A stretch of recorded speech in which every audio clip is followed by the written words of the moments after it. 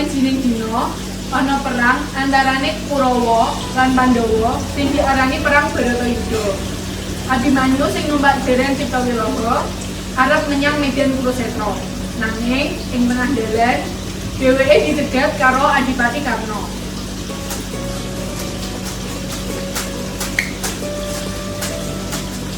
Lihat Abimanyu, dia tak betul tak kandani. Aku sih emang karo awakmu, bakal mulai seneng. Tiba kenapa-napa menikah dari awal. Abimanyu sing gur mesem nglanjutake perjalanane. Banjur Abimanyu ndelok gegere Bambang Sumitra lan Lesmana Mandrakumara.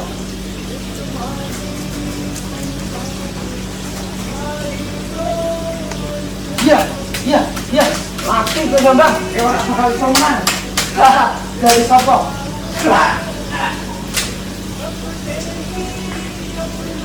Abimanyu sing ndelok kuwi banjur melompat saka kreta. Awas Lesmo. Ajar ke Abimanyu.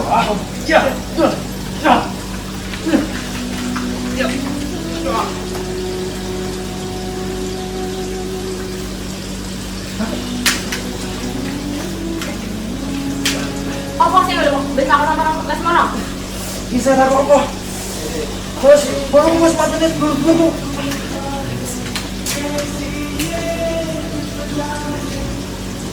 Banjur Warsasena mati.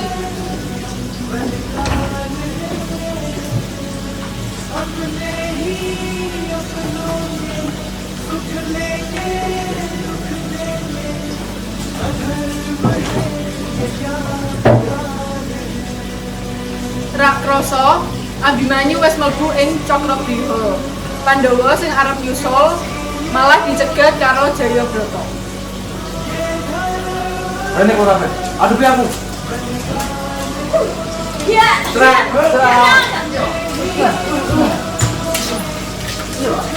Kita woi. Rene. Dursasena saka mburi nyekel dereng Ciptawilaga.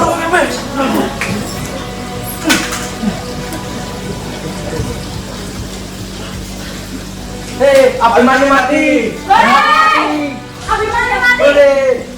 Krungu pawarta kuwi, Arjuna kaget lan duka.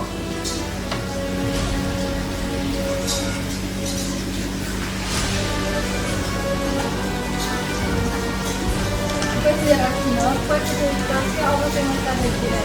Lah, kau itu terima apa yang kita belajar. Nggih, Pak Tresna, nanging kula dereng saged napa pada dheweke. Kula janji bakal waktu awak yen esuk durung saged dereng saged mateni Jayabrata suryane kula. Esoke Arjuna nglakoni perang.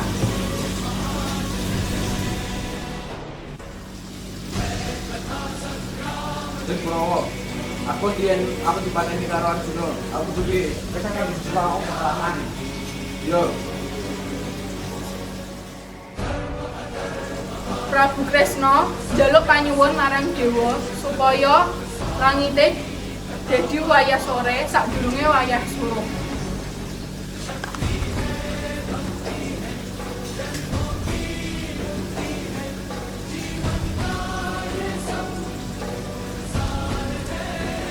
Serang.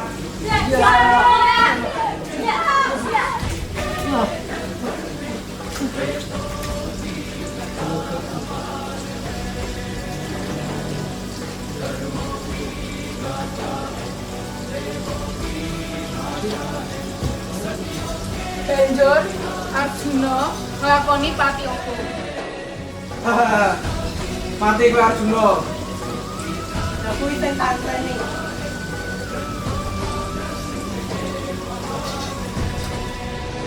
Wise Arjuna mateni Jayabrata, langit dadi padhang lan perang dilanjutake tekan wayah suruh.